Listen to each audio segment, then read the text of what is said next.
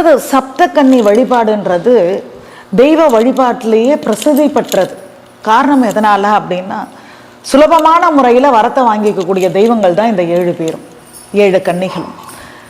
இந்த 7 கன்னி வழிபாடுகளை நம்ம ஒரு சிறப்பான ஒரு பூஜைகள்லாம் பண்ணுறோன்னும் போது 7 கன்னியா குழந்தைகளை கூப்பிட்டு அவங்களையே அந்த சப்த கன்னியாக நினச்சி வழிபாடு பண்ணுறதும் உண்டு. அது மாதிரி கன்னி நூல்னு ஒரு நூல் இருக்குது. அந்த நூலை கொண்டு பல வேலைகளை செய்ய முடியும் தாந்திரிக முறையில். அப்படி செய்யும்போது அந்த 7 கன்னியா பெண்கள் கிட்ட 7 கலர் நூலை கொடுத்து அதை வாங்கி ஒன்று சேர்த்து நம்ம செய்யக்கூடிய வேலைக்கு பேர் தான், அதாவது கன்னிய நூலுன்னு பேர், அதுக்கு தான் கன்னி நூல்னு பேர். இப்படி பல முறைகள் இருக்குது.